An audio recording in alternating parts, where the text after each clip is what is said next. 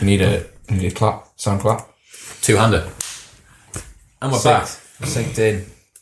Welcome back. Today we are going to do life fails. Now, if you are an avid Modern Wisdom listener, you will know that we often do a life hacks series. It's one of our most popular. And today we are going to give our best stories about when those journeys into making our life more optimal go awry, I think, is the best way to put it. Yeah, death by optimization. in your case. Instant death. Yeah. not one of these slow drawn out. Do not pass go. Do not collect your go directly to being beheaded. I think we need to let you open up with your first life fail. So Yusef has a list. Chris and I probably have like a couple between us. Yeah, I've got sentiment, and you've got more life fails than you do life hacks. I think a lot of my fails are stuff that you two remind me of. Oh yeah, I forgot about that. Yeah. I don't know why they seem to Can I see the list? Yeah. It's just my favourite list. Johnny wants to see the list. So are we doing the underwater Jesmond pool? So I think that the first one that you should do is Jesmond pool and why you got banned from the pool in town. Okay. So early on in my quest for Johnny's reading the list. Look, because I remember them. I remember these things happening. Stop it. I'm sorry. Stop it. Sorry. No, I'll keep it together. You're not keeping it together. You won't keep it together. What's it say? What does it say? What does it say? I think this is. It says big poo in toilet. Tried boiling water. Released the steam. Got a stick from Meadows. Look, it's right. It's going right. Yeah. Come on. Okay. we can get to that one for sure. Cool. I do requests and everything. So early on in my quest for optimization, I read a book that described a process that supposedly Albert Einstein used. I think that's one of those most overused things where they just say, oh, this is the thing that Albert Einstein did, and it just instantly gives something credibility. A technique called image streaming. And this is where supposedly you strengthen the connections with the corpus callosum between the right and left brain to create more connections and to communicate the left and right side of the brain. And so that involves like a series of lying down with a tape recorder and just describing verbally the things that you see, and that brings them into awareness. No, it hasn't even happened yet. I've not heard this part before. That idea started me off and ended up with me being kicked out of Jesmond Pool. What happened was, along with image streaming, I ended up searching more of it, and there was a combined method that someone recommended, which is submersion in water for 1 hour a day total time. So total cumulative time of an hour a day for 3 weeks. And the idea is, by doing that, you create an adaptation in your body where you increase the surface area of your carotid arteries, the arteries that supply the brain, and increase the blood flow to the brain, equating to supposedly like a 10-point increase in IQ. So I read that, and without any further verification, I was like, right, I'm going to try it.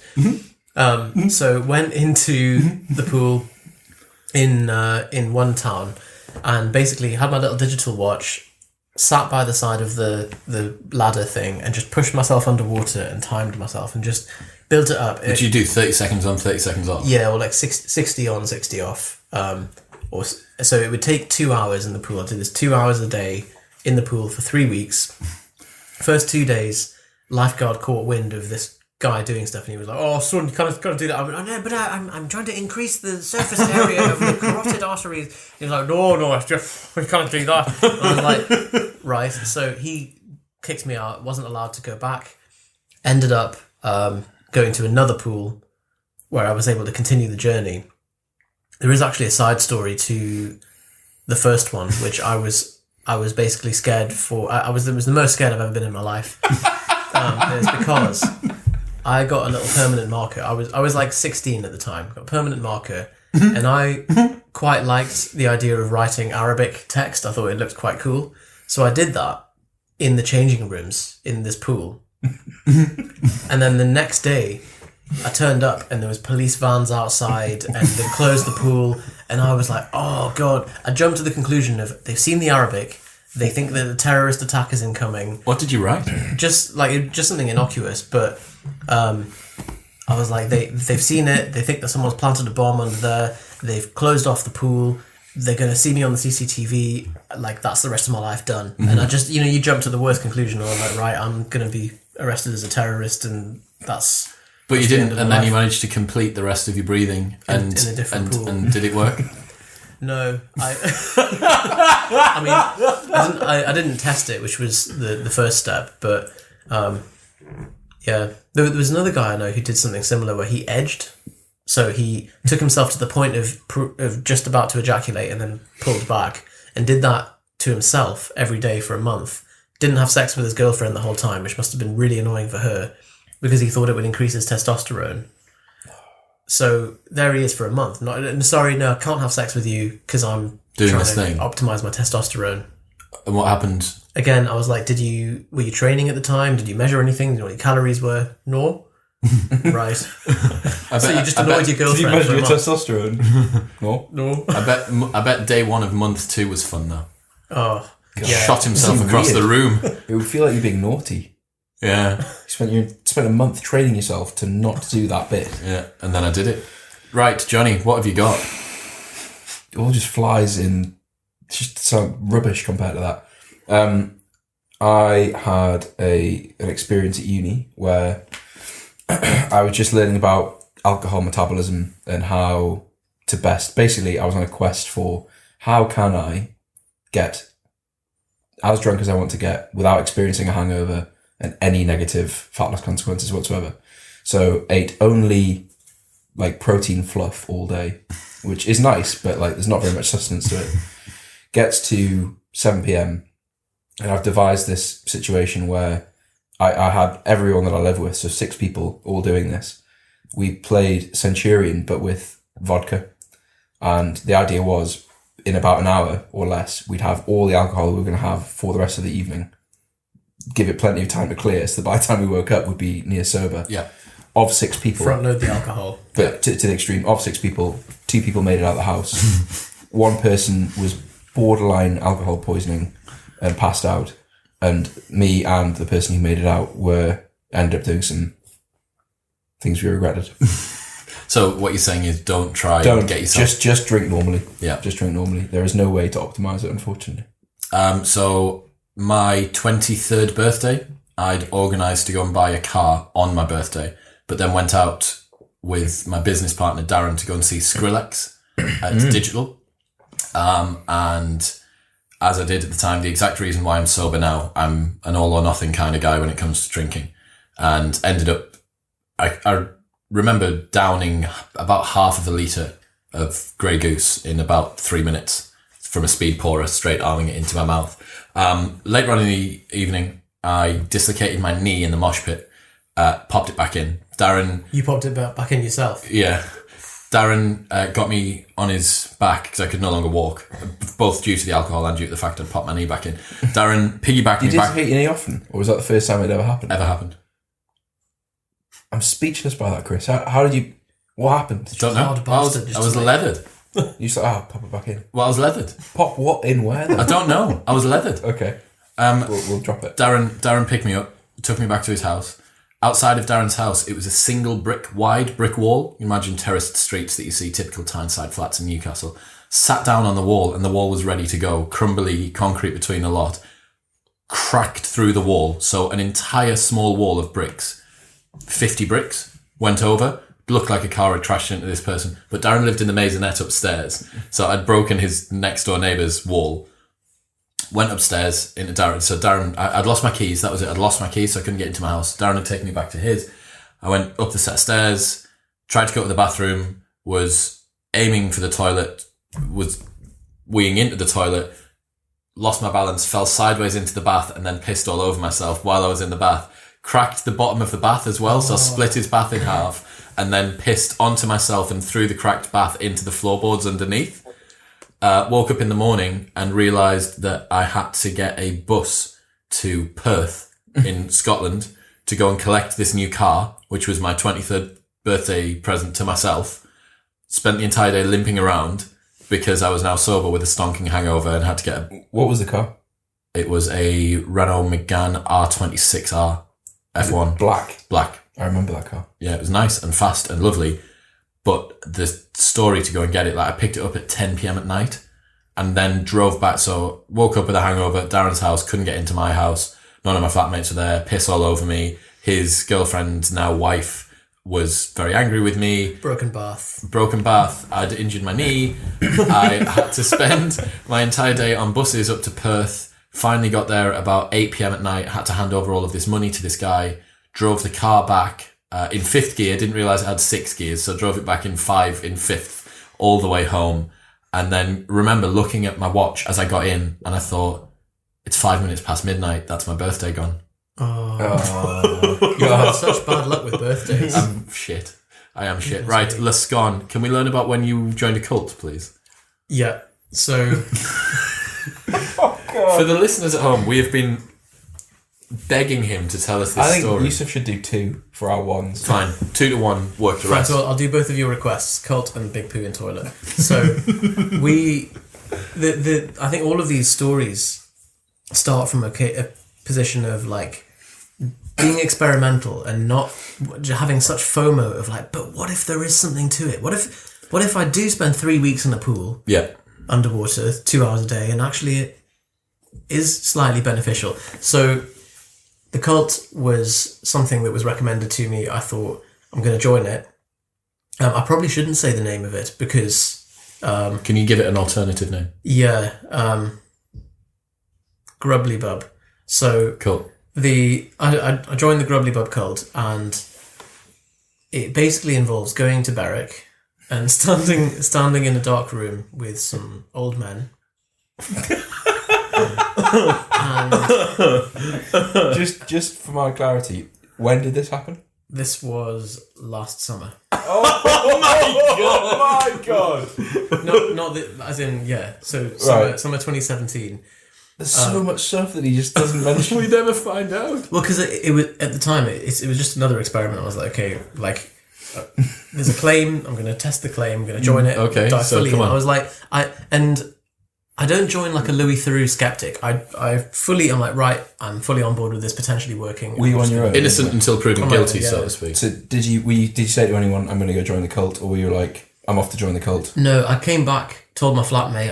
I was he was like, "Where have you been?" I was like, "I'm in Berwick. I've joined the cult." He was like, "Oh, cool, mate." Went into his room. Like David is the most unfazed person, which is amazing. So went to Berwick, stood in a room with old men. Stand in a room with old men. They say begin. The old men start speaking in tongues and sort of running around, moving, and What are they wearing?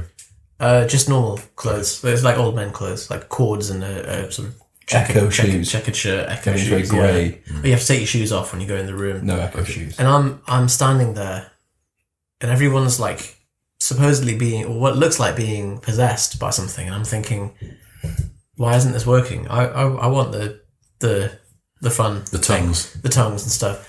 So it's like, okay. Eventually, and it went on for half an hour, and they're all doing this, and I'm standing here, so I'm like, okay, I'm going to lie on the floor. Did anyone run over you? No. So that was a suspicious thing, because they're running around the room and supposedly totally out of control, out of their bodies, but didn't stand on you. coordinated enough to not stand on you. So the spirits that possessed them were at least polite. We were polite enough, yeah. And then I went every Saturday morning at 8 a.m. to a community centre to do it. Just me and one other guy who was the representative for the Northeast. And he was very patient with me. I was like, look, it's not working for me. He's like, don't worry, just persevere. So I did every Saturday morning for 10 weeks. This is why we couldn't get you to do podcasts. And eventually I was like, look, I really want to give this an honest shot, because there's no point in just saying, oh, tried it, didn't work. But no. So Fucking hell. it's quite a disappointing story, really. I want the poo one, and then I want the nocturnal emission. Okay. That's that one was of my mentioned favourites. In the Vipassana podcast. Have you heard the story about him flying to the Isle of Man, holding hands with a German lady? Yeah. Okay. There's so many. Right, so Can I just, before you move on, what was supposed to happen with the cult? we're supposed to also do like I don't know whether it's maybe suggestibility. So like because they were really into it. Like, and speaking, I don't think that you're particularly suggestible at all, either. it's a shame, but I wanted to be. That's the annoying thing. But they- Like, I was they like, You can't I- want to be suggestible. That's how it works. They presumably don't go and think, oh, I can't wait to get possessed. Like, what are they trying to do? Well, they don't call it possessed, but they like So, The spirit moves through them or something like that. but I felt like the silly one in the room. 'Cause Which is incredibly bizarre that you felt like the silly one. lying on the floor, just I love the commitment. 10 weeks to Berwick Community Centre. the local one was just. Do you remember? Oh, right. Do you remember when I came round to your house and you had a huge bowl of spinach in front of you, and you were eating raw spinach from the bowl, and I said, "Why are you eating that massive bowl of spinach?" And you said, "I'm not sure. I read something at some point that said eating a bowl of spinach was good for me, but I can't remember what it was, and I can't rember the effect it's supposed to elicit." It'll be a calendar reminder. It was a calendar, exactly.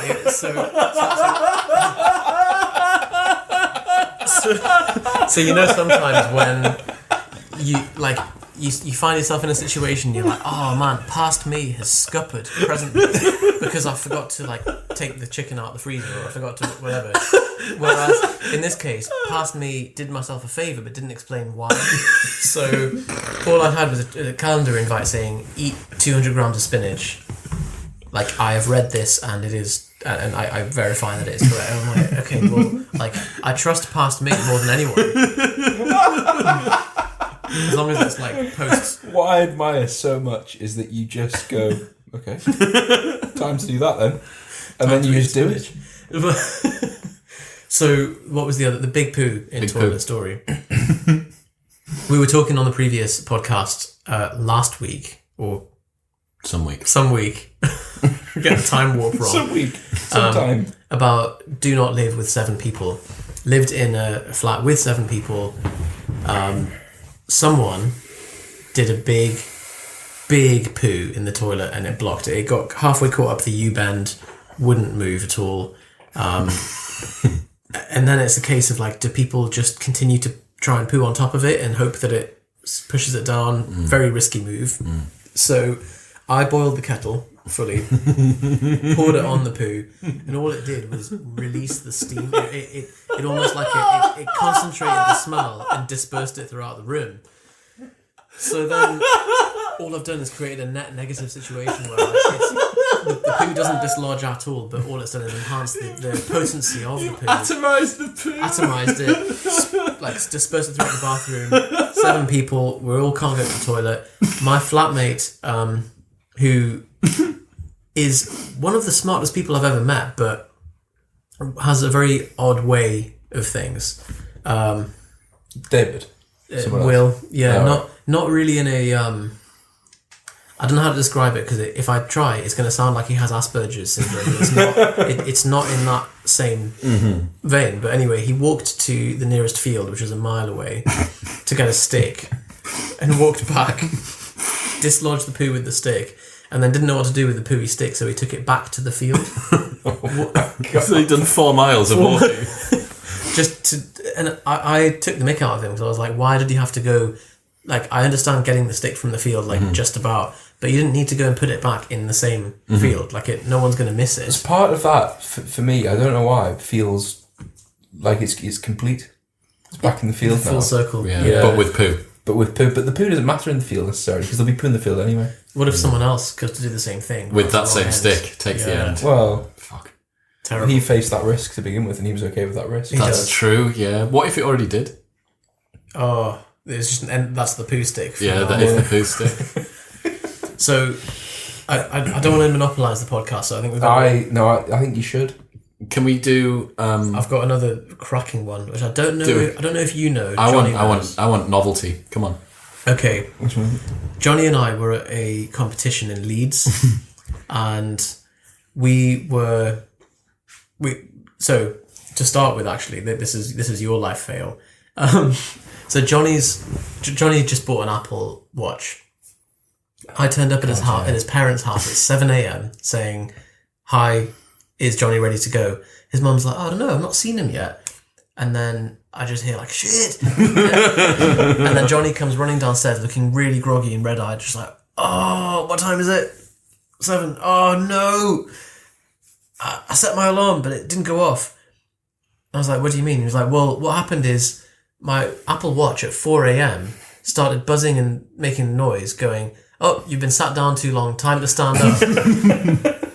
You've been sedentary for too long. So I got up, ran around the room, tried to like get ready, and then Becca was like, what are you doing? And I was like, then you turned the alarm off, went back to sleep, slept through the alarm. Because then you're so pissed off at your Apple Watch, you're like, fuck off, get off my wrist. Yeah. And so you went to the meet, and what happened at the meet? So we ended up going to the meet a bit late. We made the way in and so on. This is the realisation of what happened. So long day, lots of caffeine, and if you've heard our opinions on caffeine, I'm a very low caffeine person, so taking pill form caffeine is a kind of rocket fuel. Driving back 7 or 8 p.m, final stretch, I'm like an hour away from home, and I'm on the motorway, and this woman jumps out. It's different to what I thought. In front of me, in bits, like in tears. So I put the brakes on, roll down the window, like, are you all right? And she's like, just kicked out of the car. It was a lift, and I'm like, yeah, get in.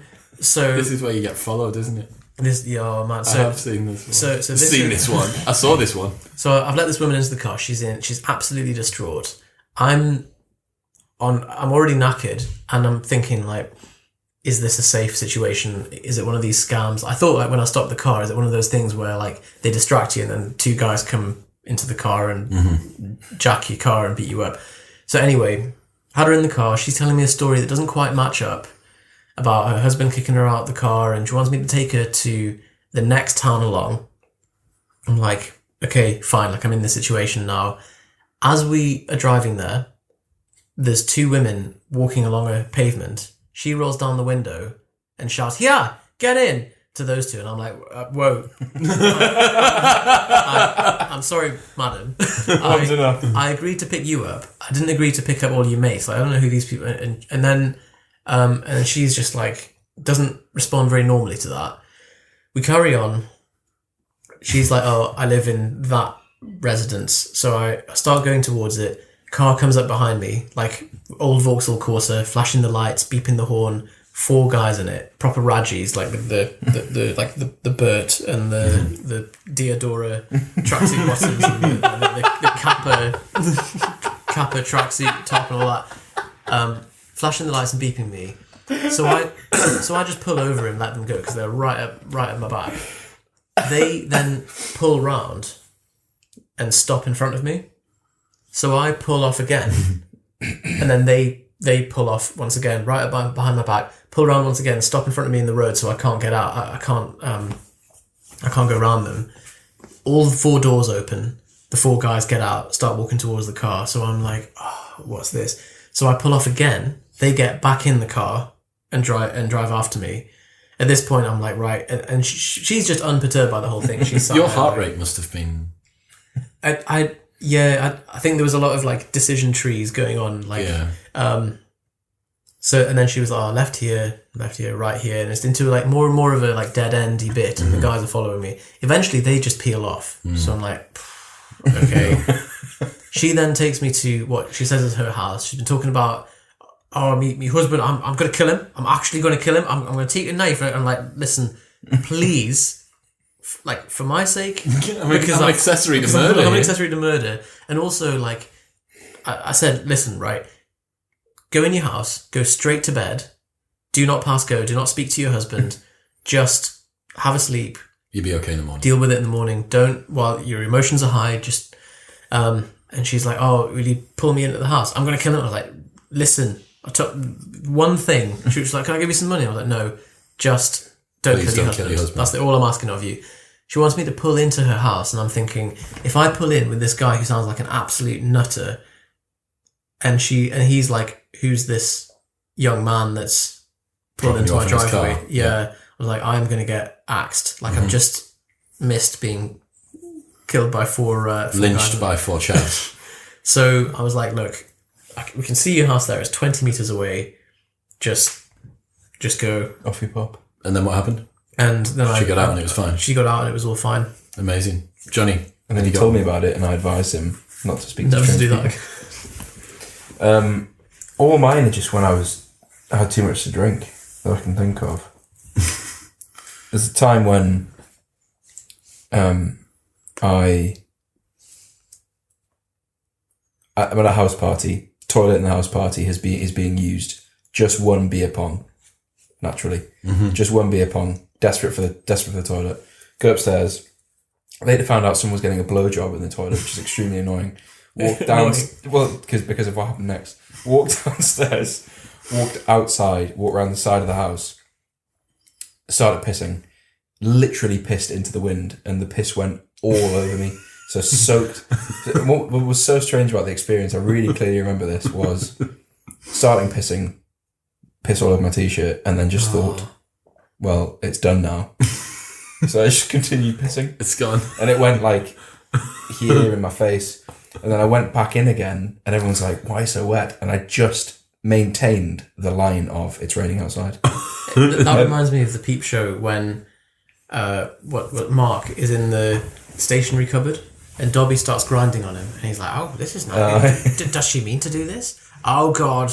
Oh, I've come in my pants. Oh, I can't believe that's actually happened. And then he walks out and he's wearing grey trousers and he's got a little wet patch on his trousers. Yeah. And Greg's like, "You're right, Mark. Have you pissed yourself?" He's like, yes. Yes, I have. Joke's on him. He thinks I've pissed myself.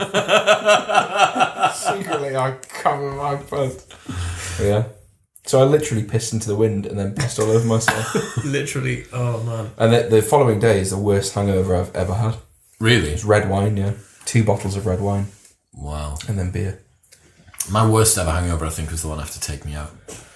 That was... Oh, I remember you... That's an incredible story. When did you tell us that story? On the Take Me Out podcast, which may or may not have already existed. If it's not come yet... saga of a story, that. It's an absolute belter.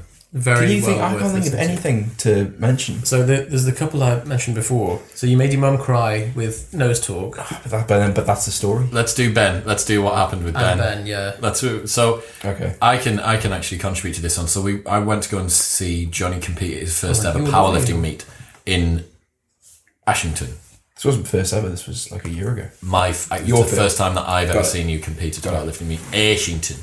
And for people who've never been to powerlifting meets before, it's just like a testosterone-filled room of chalk and metal and people shouting. Talcum powder. And old men. All in an IT room of a community centre. Yeah, it's in, and that's what's strangest about it. The fact that you've got this hyper aggressive, super strong kind of culture. And then it's just been deposited into a school... The Hearst Welfare Centre. A school sports hall. And they've had to move the A-frame from primary school to one side so that they can get the lifting. What's most mental about that is you walk down the corridor to the warm-up room and there's like children's sort of paints all over the walls. Oh, yeah. You get into the gym and there's like 3 or 4 world champions train in that gym and always have trained in that gym. And it's just the most out of place thing. The whole thing's just a bit uneasy. Everything about the room, like everyone has the same postural deficits. Like they're all lordotic, like bum sticking out, big quads everywhere. Lots of beards, lots of piercings. Yeah. So yeah. Anyway, And then there was Chris. And then there was my mum. Yeah, and Becca. And Becca. Yeah, Becca was there. Yeah. So anyway, we're watching Johnny. These shorts are getting shorter. We're watching Johnny get ready to lift, and in powerlifting there is something called nose talk, which is a specific kind of smelling salt. So ammonia. I think we should give some background on this as well. That smelling salts are one thing, and smelling salts that's what paramedics give to drunk people, right? It is, but like smelling salts are to nose talk what a... You're good with these analogies. It's like a bullet to a nuclear warhead. Yeah, it's so concentrated because it's just like a block of the pure stuff. Now it's actually ammonia. It's ammonia, and if you open it in a room of this size, within a few seconds, everyone will go like, oh, like it's so strong, and they use it. I was going to say, what's the reason for it? So they use it to wake people up, but they also use it to test if someone is malingering and claiming that through some kind of lawsuit that they've lost their sense of smell. People will hold nose talk or not, or like ammonia, not the brand of nose talk, under their nose and say, "Can you smell this?" And the people who are lying will be like, "No, I can't smell it," but actually, it's not processed as a smell. It's processed as pain. Okay, because it strips your sinuses. So it's and you guys sniff it before you lift to kind of get yourself. I don't. Right? Have you ever used it before lifting? No, one time. And it was bad. It was terrible. People who get really amped up before lifting, it is completely and utterly unnecessary. Because it's a technical sport. Like the strongest people in the world, calm as a Hindu cow. Like they just walk on, lift the weight, then walk off again. Unless you're Stephen Manuel. But there are people stronger than him who are just. And so, like, it just shows that it's not required. Fair enough if you want to make a fuss, but everyone's got the different. You don't need to, of course. Doing it though. So yeah, and Ben, who was one of Johnny's fans, was sat in the crowd, and we were saying, "Well, look, everyone should have a smell of this." And I got pushed quite hard towards smelling it, and I stood my ground because I knew that it would be a bad idea for me. Remembering that Johnny hasn't actually That's done... because you've been exposed to too many people in clubs being like, "Oh, mate, how was sniff this?" this. Or sniff this, mate. Oh, no, your game. You were like, "Hang on, I've seen this I've been here before." And Ben got bullied into doing it. Remembering that Johnny hasn't actually lifted yet, and Ben's gone all the way to Ashington to be able to watch him lift. So Yusef opens this nose talk, and I thought Ben was just going to give it like a distance, which is more than enough. Oh, that's what people do before they lift. Is they go? And even then they go like. It's a couple of feet below their nose, right? Yeah, it's not like smelling. We know one of those Olbas oil sticks that you actually attach to your nose, and that's how Ben went for it. So Ben went for a 2-nostril offensive, about half an inch above the opening to it, really, and a big breath. Instantly started yelping in pain. His eyes started streaming. Ben looks a little bit sloth-like at the best of times, and then looked like Sid from Ice Age in a really sad scene, like when he'd lost his chestnut, and then was in so much pain, had to go to the toilet to try and wash his eyes so that his eyes would stop streaming. That didn't work. Missed Johnny's first lift because he sniffed the nose talk and just ruined the rest of his day, and he went home early. Yeah. I remember seeing him 5 hours later, and he was still red eyes. We went for a meal later on. Johnny turned up and was like, "Oh, I've just been with Ben. He's in intensive care." And I was like, "Oh." You were like halfway out the door. You were like, seriously? The best thing about that was, as Ben left, he just... so I didn't see this happen, but he just turned to my mum and Becca and just went, thank you so much. And no one knew what he was thanking them for. And he doesn't know what he was thanking them for. It's just his instinctive delusion. Ben, you are a gent. Like you could have taken that so much worse. I know, man. Ben, you're a trooper. Right, Yusef, what have you got? Okay, so this is one I think Johnny's heard. You haven't heard this yet. I've just finished an obstetrics and gynecology rotation, so pregnant women and vaginas, and I went into. It was 5:30. I was in a clinic, and I was like, right. Can I go now? She's like, yeah, have you found it useful? And I was like, yeah, it's been good. Like, I forgot to do an examination on one of the patients, but she was like, oh, I will arrange for you to do examination. I was like, no, it's okay. I will call. She calls up the next ward. She's like, I have a student here who's wanting to do examination. I'm like, oh, it's 5:30, like, please. And she was like, no, don't worry. And so sent me off to another ward. Someone else met me and was like, oh, you need to get, because you have to get things signed off as part of it. So you observed examinations of certain things, and it was examining a pregnant woman. And so I turned up and I'm like, hi, yeah, I've been sent over. Like, do you have any pregnant women that I can look at and examine and to feel the bump and stuff? Not just like feel the bump. Yeah. And she was like, yeah. If you want to do a baby shower. she was like, yeah, okay. There's one here. Went into an isolation room. And this doctor came in and was like, hi there, Victoria, how are you doing? Yeah, oh, you've had a lot of syphilis, haven't you? Yeah. Well, anyway, we've got this student who wants to perform an examination for his for his workbook. And it's like, So I'm washing my hands and I'm like, okay. And then just revealed the belly and naked from the waist down. And you have part of it is you have to, like, when you're measuring the baby, you have to get right into sort of the top of the vagina. And I'm like, so you don't wear gloves for this one. And then, like, afterwards, finished the exam, washed my hands vigorously, left the room, just like, oh man, set them on fire. And then had a chat with this doctor afterwards. I was like, so you said you had a lot of syphilis. She was like, I'm sorry, what? I said, you said when you came in, you were like, hi, you've had a lot of syphilis. She was like, oh, sickness. I'm like, oh, thank goodness. But I came out like, don't touch anything, like, because for someone to be described as having a lot of syphilis, that's like, I can't believe that you thought, like, yeah, I'm just going in, no gloves, a lot of syphilis, here I come. Well, I was like, I've committed now, like, and putting on gloves for something like that is a bit insulting.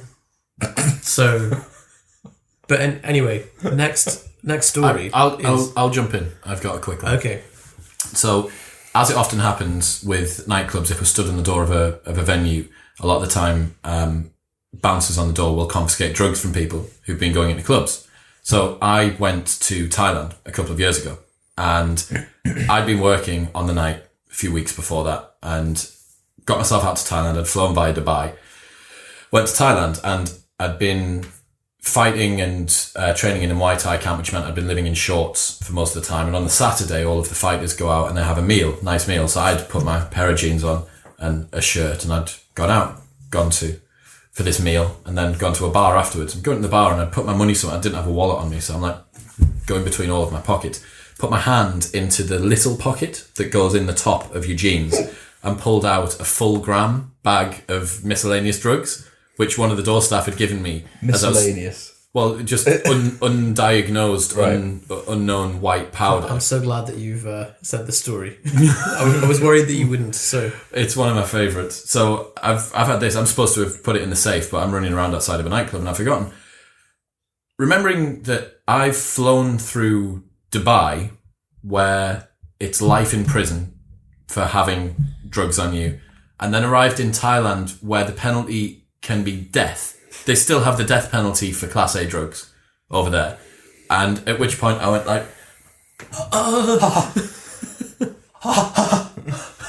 had a near mental breakdown. And then I actually ended up throwing it in a river. It's realising the enormity of what I've done. But it's such an odd sensation that something terrible has happened whilst nothing at all happening. It was it was how I felt with the police cars and the swimming pool and stuff. It's like something awful's occurred, but actually at the same time, nothing awful's occurred. Mm-hmm. I'm going to do another one actually while I'm on this topic, because I said this story the other day. This is quite an interesting insight into how much we value other people's opinions of ourselves. So I was in Bali last year. I just need to stop going away in the summer because just mad shit happened.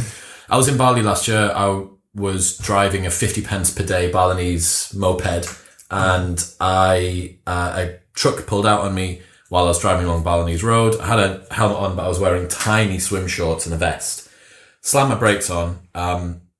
The back wheel started to skid out, so released the brakes, bike straightened up, but then I was about 5 yards away from the truck. So I could have either pulled the brakes again and risked skidding, or allowed myself to hit this truck. And I was like, right, lesser of two evils, pull the brakes again, see what happens. Sure enough, bike went out from underneath me. Me in my tiny swim shorts was like along the ground, all on one side. So it was elbow, shoulder, knee, outside of front of shin, and then all of the top of my foot. So all of the skin was just removed. I think you guys saw this pretty soon afterwards. Yeah, pretty gruesome, like very, very painful injuries afterwards. But at the time, I didn't feel any. The prevailing sensation, the prevailing emotion I had was embarrassment. So ahead of fear of physical injury, pain, disfigurement, self-preservation, any of those things. It's like, that's so stupid. The prevailing feeling was, I look like a twat. And I had a couple of guys that I was riding. Is it also that you I'm the white guy on the moped and... A little bit, well, yeah, there's a stereotype of like fucking tourists. Yeah. And a couple of the guys that I was riding with came back and they came over and they were like, fucking hell, mate, you alright? I was like, yeah, I'll be okay. Like, I've removed most of the skin from one side from my arm and leg, from one side of my body, and the entire top of my foot has gone. And I'm there saying, yeah, no, I'm fine. Like, let's just crack on. And they were like, no, we need to go to a pharmacy. And I was like, right, okay, let's go to a pharmacy then. Sure enough, as the adrenaline begins to wear off a little bit and the pain starts to kick in. And this is probably the most, in terms of total amount of pain, like area under the pain curve for the next 4 weeks, like the most painful thing that I've ever had to deal with. But as it happened, the first 10 to 15 seconds afterwards, all I really felt was embarrassment. Can you also just describe the alcohol swabs? Ah, yeah. So this is... How did I miss this as a life fail? Honestly, it's wood for the trees again, isn't it? Like, yeah. So I was on my way to a beach club, and I was with 2 guys, one of whom's an Aussie. So both of them worked offshore, so they were like fully medically trained, pulled in to a pharmacy, picked up some alcohol wipes and some dressing, some tea tree oil and some other stuff that would cleanse it, and some iodine.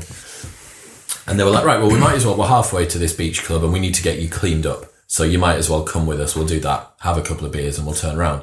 Remember, like at this point, all of the skin from the front of my shoulder, like my anterior shoulder, all of my elbow and halfway down my forearm, the outside of my knee took a lot of the impact, and then a lighter grazing, but still all of the front of my shin on the outside, and then literally the top of my foot is gone. So we pull into this really nice beach club, and the guys who are doing like the valet service outside, just looking us up and down, and they're on the left hand side of me, which is the side that has got, and they just look at me as I go past. It's bright red, like blood red.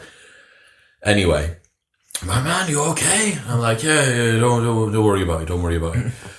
Get into the beach club, go into the bathroom, and it's a really nice posh beach club where they've got miniature hand towels, and it's just as well because I needed to use those to pick bits of Balinese road out of my flesh. So he was like, right, before we start... Hepatitis road, isn't it? Yeah, man. Well, it was coarse, like gravel and big chunks in the road. So it was like hitting a cheese grater, hitting a concrete cheese grater.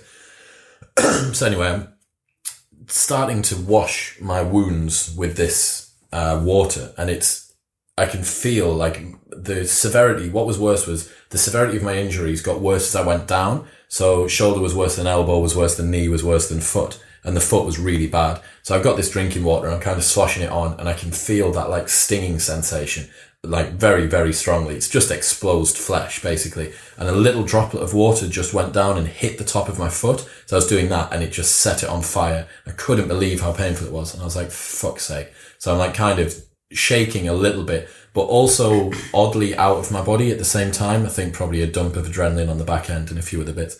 So I've got these towels, and I'm like picking bits of gravel out of the side of my leg and like trying to dab trying to dab different bits of my body down just so I can get used to the pressure being on it. And I'm like, right, okay, no worries. Anyway, go back in, sit down with the boys. And I'm like, look, how are you feeling? I was like, yeah, I'm like, I've got a bit of water on it. And they're like, look, like we need to get the wounds cleaned. We need to get you dressed. We need to do all the rest of it. I'm like, right, okay, well, like, let me have a beer. I'll have a beer. We'll crack on. So I have a beer. He's like, right, should we get started? I was like, yeah, cool, no worries. So he gets a alcohol swab, a little square alcohol swab that you'd usually use before you get like a hypodermic syringe or whatever that goes in. And I remember the weight, you can imagine the weight of that, it probably weighs like 2 grams or 3 grams. And he just like brushed the top of my shoulder with it. So it didn't actually apply any pressure, just allowed the weight of the thing to drape itself across my shoulder. And I thought that I understood what the maximum volume was that my nerves were able to communicate to my brain, and this just smashed through it and turned it up to like 11 or 12, and I could hear the pain. Like it was like the tinnitus sound, and my shoulders went up like I was hearing something loud, and he just brushed it across the top, and I was like, holy fuck, like that is beyond anything I've ever felt. But then after about 5 to 10 seconds, the nerves just completely shut off. So you can imagine that he draped it across, and that happened for the first time. Unbelievable pain. But once all of the nerves have fried themselves, he can then actually apply as much pressure as he wants, and it doesn't feel like anything anymore, which is a really interesting phenomenon. I don't really understand why or how that works. Well, is it Malcolm Gladwell the other one. There's two authors. I'll get them mixed up. Anyway, one of them was on a burns unit for a while because he got full body burns, and he said that the nurses, out of compassion, would try to, when they had to replace people's dressings once a day, they would undo the bandages slowly. And the patient started to develop a real anxiety when it came to the bandages being done. And it turned out that actually he suggested, after experiencing both himself fast and slow, he was like, actually fast is much better. Yeah. Over. Because slow is just this ongoing, he was like, it's an unpleasant experience regardless. Yeah. So he suggested, like, let's just switch to as quick as possible. And they did. He said it was so much better. So, yeah, done that one. Then did elbow as well. Dressed it, put this lovely dressing on, put the iodine on, which should have hurt. But again, the nerves are just transmitting nothing. And I'm like sweating. It's hot, really, really hot. I'm sweating. Unbelievable amount of pain. And then I'm like, look, boys, like I need another couple of beers. So I'm like have maybe 2 or 3 more beers. Remembering that I need to drive the bike back. But at the time, I was like, just to get through this. I need to get through this. Forget about driving back. Anyway, he's like, look, mate, like we need to crack on. I need to do this because he was worried about me being exposed to the air. So there's like particles in the air and stuff like that. I don't really know how much truth's in that, but especially in Bali, I suppose. Yeah, and we were right next to the beach and etc. etc. So anyway, does my knee, and that's another level of pain. Remembering, I already thought it just got turned up to 11, and that was another level of pain. And I remember watching the guy that sat across from us as he helplessly saw one of his friends inflict pain on another one of his friends. And the guy that was doing it to me was going, I'm sorry. And I was like, mate, it's fine. You go, I know, but I'm so sorry. I'm just really sorry. I'm so sorry. And I was like, yeah, mate, it's okay. Like, you're doing what you need to do. I was like, right, okay. And then it was going to get to my foot, and my foot was just the whole top of it had gone. And I was like, right, fucking hell. Another couple of beers. So I'm like heavily beer deep now. But I'm like, and anyway, I remember, I was like, right, just go for it. So he puts this thing across the top of my foot. And I'd just read Born to Run. And it's a book about African tribes and long distance running and stuff like that. And in that, they talk about when they're suffering with pain when they're running, about rather than hiding from the pain, they go into it and they open the pain up. They go to the exact sort of the epicenter, exactly where it comes from. And they deconstruct it and think about what it actually means, and then it dissipates.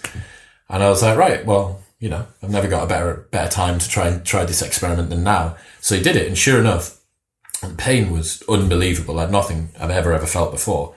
But very, very quickly, it stopped being pain. Like I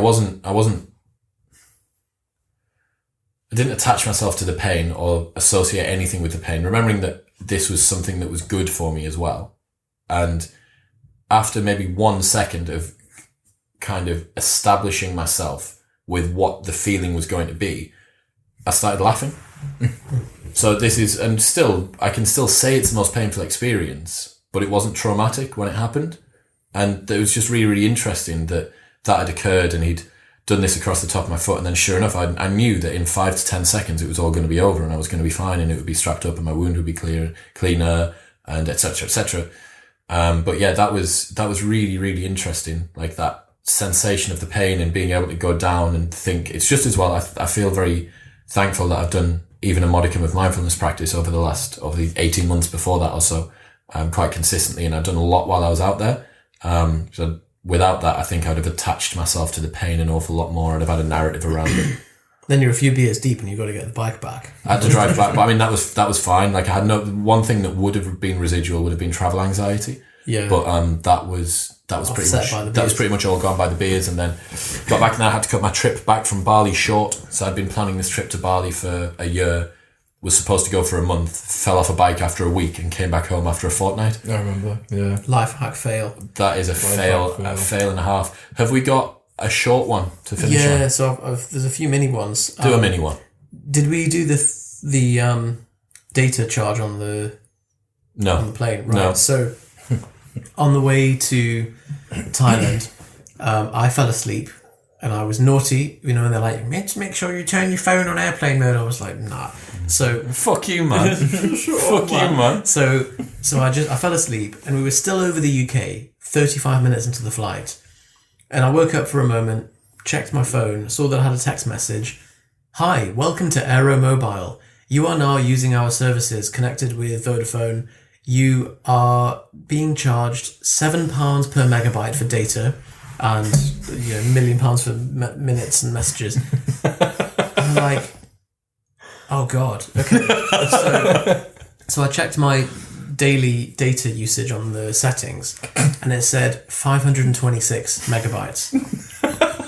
And I was like, oh my, right, okay, hang on. Quickly, like immediately airplane mode, calculator, multiplied by £7, that's £3,700.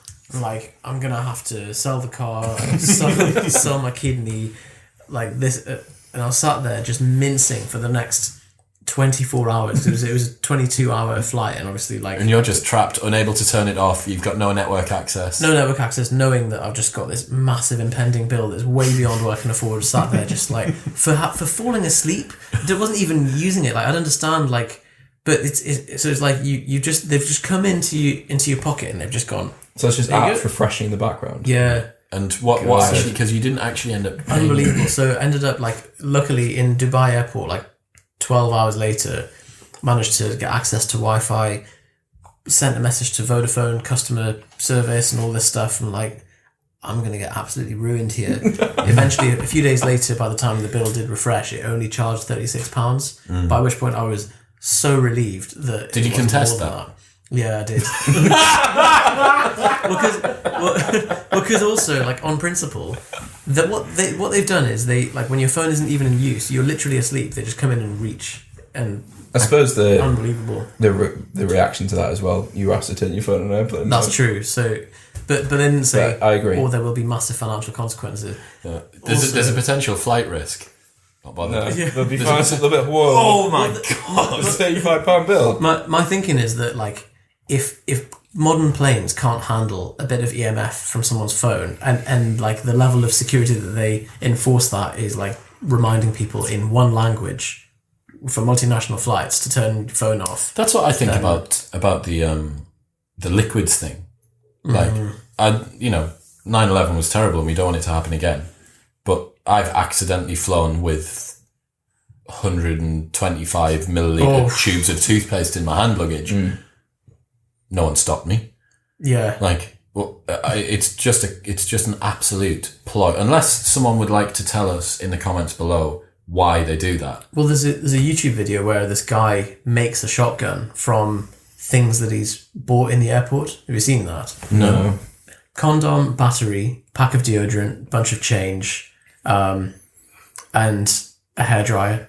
And so he takes the heating unit from the hairdryer, attaches it to a toilet tube, puts the coins in like a pack at the end of it, wraps a condom filled with the battery inside the hairdryer heating unit, and the can of deodorant behind as the explosive thing, and basically it melts through it and then just fires the coins.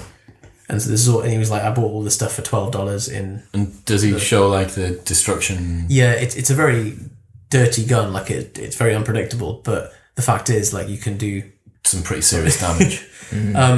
Also, I kept a diary from every day. I wrote a daily account of what happened. It wasn't so much like an outpouring of emotion diary. It was just like, this happened on this day, like a journal, for 10 years.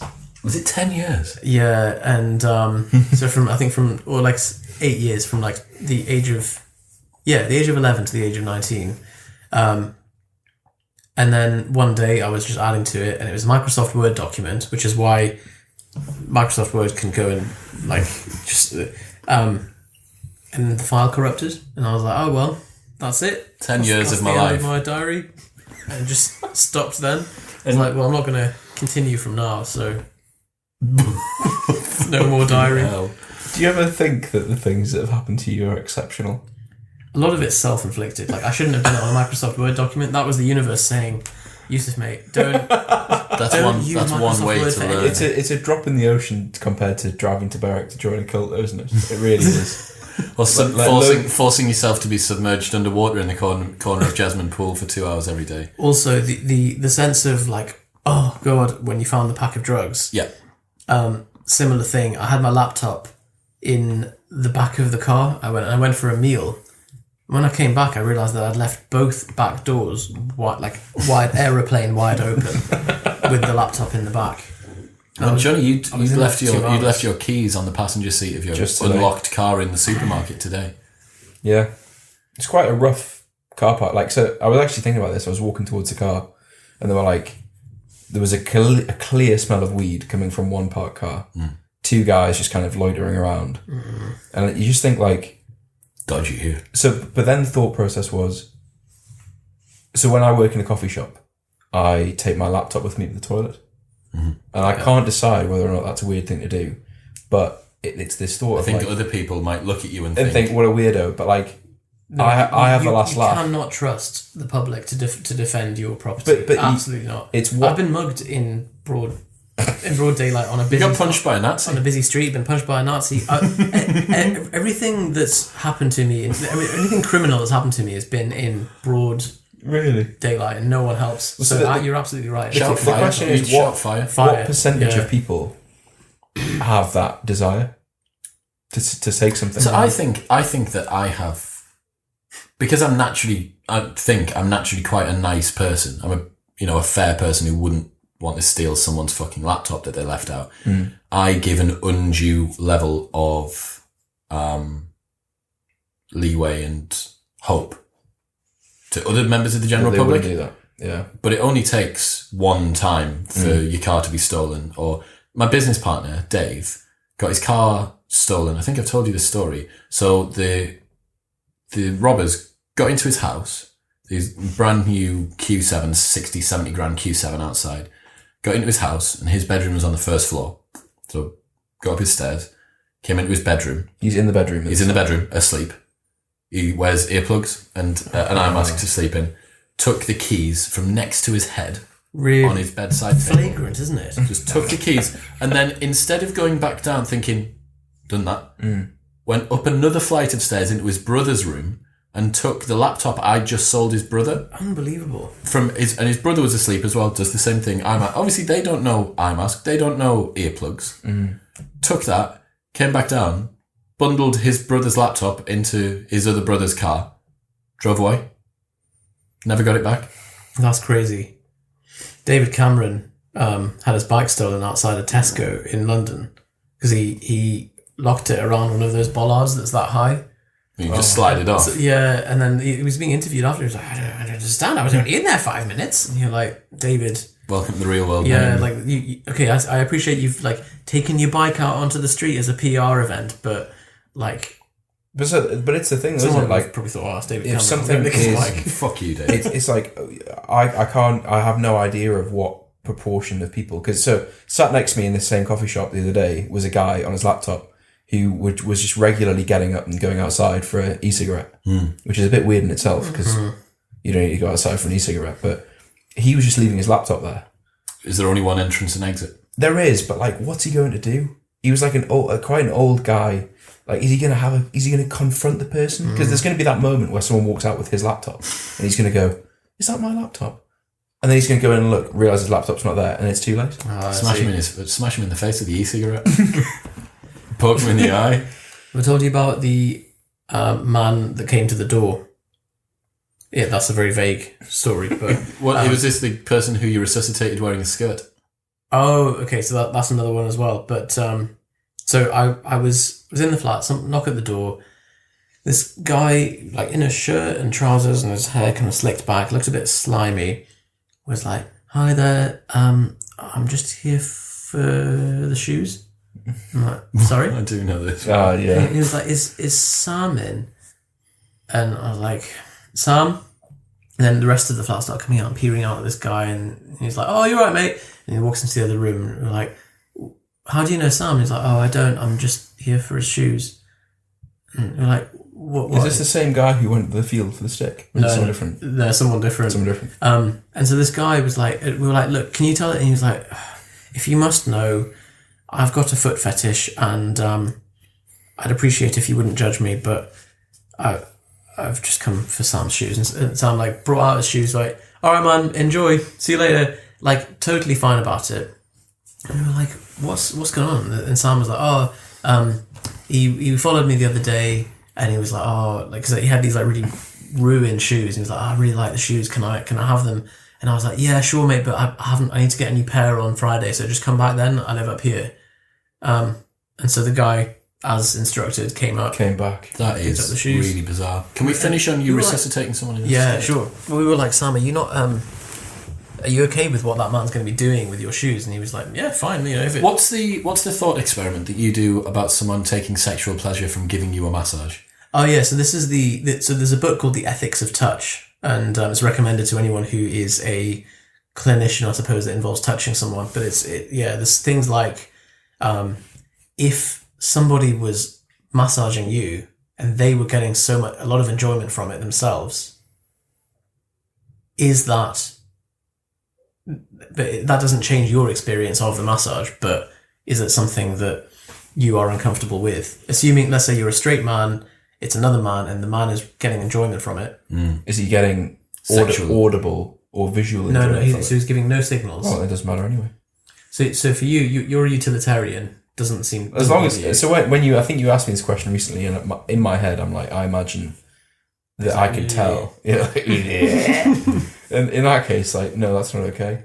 Yeah, I see. So until it impinges on your experience, you don't mind. Well, yeah. Well, because how many we may have all the massages you've had may have been with someone absolutely loving every second of it. You don't know. You know worse off. What about if you knew in retrospect? What about if someone told you after the event? I think I could suspend the thoughts as long as... You know why that is? However... Why? Mindfulness gap. Yeah. Meditation. And why is that different to date rape? Because date rape is a horrific thing, and most people would agree that that's very much a violation. But... Because I'm still allowing permission for the massage to happen. You're not allowing permission for him to take sexual pleasure from it, though. In fact, granted, you know what? It's a completely different because setup, isn't it? In date rape, there's no permission at all. The whole thing's been stolen. Okay, yeah, true. So what about someone peepholing you going to the bathroom through a peephole, and you not knowing about it? Fine. Well, what's the problem with that? Explain in the simplest way possible why that's a problem. Well, it is an ethical problem, isn't there? For who? Because you didn't consent to it, but with the massage, But you didn't consent to the thing which is the crux of what we're discussing. Okay, so in the massage case, like whether the you wouldn't necessarily want the therapist to be having a bad time as much as you wouldn't want them to be having a good time. You wouldn't want it to hurt them. For them to be hating it. So actually, it's irrelevant to you, and if anything, you'd want them to be having at least a nice time. But then you can overshoot. I think there's every chance that they really enjoy doing it. You have to assume that they're a rational person, that they do what they can. So are you saying that rubbing you is a pleasurable experience? I'm saying that they've gone down consciously, trained, and pursuing a career path that solely involves that. Well, so you're saying it doesn't matter whether the enjoyment is like, oh, I'm really enjoying the money I get for this, or I'm really enjoying this. Whereas Chris, you're less comfortable with them enjoying the act of it, but you're okay with them enjoying the compensation for the act of it. I think it's just an interesting thought experiment. It is I think that massively. I think that the peepholing someone through a bathroom, them not knowing. There's no exchange of service there, though, is there? So there's even less. There's even less of a reason for it to be wrong.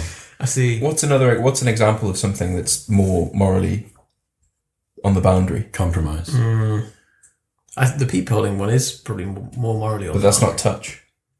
Oh, I see. Yeah. But why is there a line between the fact that there's touch and no touch? I would say because there's a book's called Ethics of Touch. Okay. So there was that proposal as well that you saw of the guy saying, like, why is it that certain body parts are sanctioned and certain ones are not? Yeah, so I find that really interesting. Like, you can pay someone to rub your head, but not your little head. And that's... You could rub a man's chest, but not a woman's chest. Yeah. It's just these weird kind of boundaries that exist. Which is almost It's because of the arbitrary narrative. It's the narrative that we attach to particular areas, Yeah. isn't it? That's why. Interesting. So it's like in some cultures, even seeing parts of a body is not allowed. And Victorians used to cover piano legs with fabric. really, Yeah, which is insane. What was the thing you asked before? peephole thing. The other Skirt. skirt. That's it. So Would you have a problem with the peephole thing? I would, but I would as well. But like, But you have no idea it's happening. I wouldn't have a major problem with it. But it's different because it's a violation that wasn't like, okay. So if you pay someone to rub you and they enjoy it, Yeah. that's partly as part of the contract. Although there is a reasonable expectation of how much enjoyment they will get from it, or a tolerance of how much unenjoyment or enjoyment, and you're like, well, it can exist within that range. But if it overshoots and it's way more than you bargained for, Yeah. then that's why you feel a bit like, oh, hang on, that's a bit odd because I was only expecting. You haven't to put it within completely this stepped range. out of the paradigm that is the transactional relationship that you'd already entered into. Okay, but going to the toilet, you don't expect anyone's watching you. Yeah, at all. That's outside of the paradigm. What about like guys perving at women as they walk down the street? Because that's like a step away from. So that's similar to like, I give you a £10 note, not realizing you really like £10 notes, like not just like the average. Oh, great, £10 tenner. Yeah. It's like, oh, you know. But that I'm fine with that because at least Yeah. you had a nice time. Got it. For me, I think as long as I am unaware of because like as long as he's not going to like film it and put it on YouTube. I suppose once you're aware of it, then it's uncomfortable because you're like. So I know that we're running over, but there's a thought experiment that's just come to mind and I want to give it to you two guys. So I recently chatted to a woman who goes on Loose Women quite regularly. Okay. And she reminded me of a discussion that had gone on there. And they said, do you think that liking other girls' photos on Instagram is cheating? Okay. And she said yes. She said, yes, that is a man putting himself out there and identifying himself and giving like highlighting himself to other women and drawing attention to himself and liking their photos, and was like, she's making assumptions about his intention. Yeah. yep. But Like, what do we think of that? the analogy that I drew was, would you say that a man looking at other women as they walk past in a nightclub is cheating? And there's a line somewhere along there where it becomes cheating. Where is it? Okay, so is it when they say something to them? Because what it actually is, if you want to draw the line somewhere in sort of flirtation or talking, is not actually in the act, because the act is just a manifestation of the intention. The intention, if the intention was, I want to pull that woman, Even if you come up and you just poo on her. exactly. You vomit So and this you're is the thing, right? Yeah, so if you just look at a woman across the other side of the room, and your intention is that she'll look back at you, and you're dreaming that that woman's going to come over and kiss you, and then you're going to take her home. In that situation, looking at her is cheating. Yeah, so there's the different, if you take the two extremes then as the thought experiment. So one of them is you go over, you're like, hey, how's it going? But actually they're really attracted to you, and because you're standing quite close to them, they get a bit of sexual tension and all of that. But actually in your head, you're just like, I want to ask her the time, or I want to know where she got her Exactly. dress from, because I want to buy my wife the same dress. yeah, as opposed to you go over and then you're like, hi, and you fart, and you're like, do you like bread? And then you fall over and headbutt her, and then you walk away like, oh. But actually the whole intention was, I want to try and take her home. Or even when you do less and you just look, or you don't even look, you just sit near her and don't look at her. Or because the problem is like that there's no binariness of it. If we just look at the action rather than the intention, which is this woman's claim of the paradigm, then we are saying that we have to set our own reasonable point where we say that action is acceptable, Crossing that the action line. is not acceptable. And when we get into that continuum, we start to get into the extreme insecurities that lead to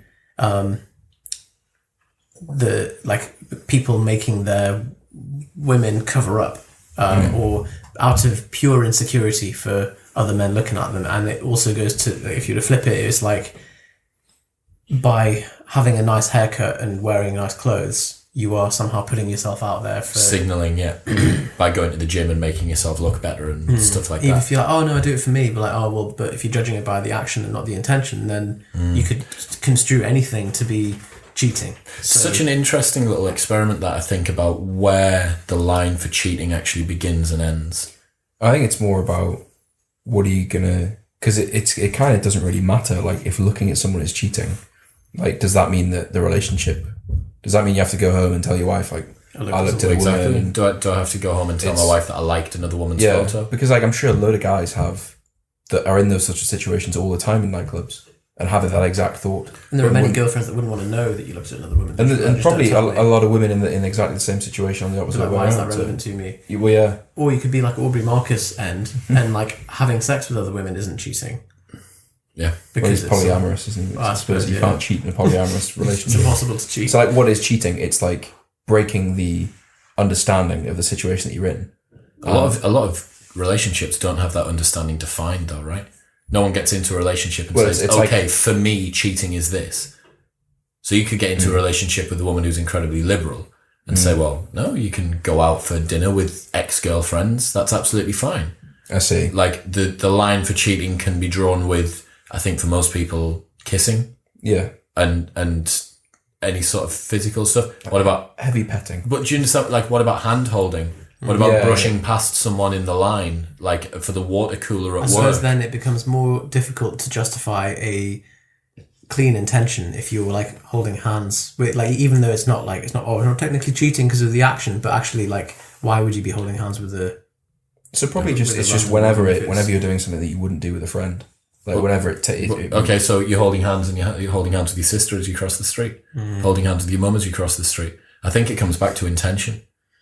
So that was the metric that they used when, is it Ariana Grande, when this guy at the funeral, did you see what happened? No. Where, like, it was a pastor at a funeral and he had Ariana Grande. Oh, yes. From Johnny's actually too wide to do this The tortellini or but he had his arm around the fusilli.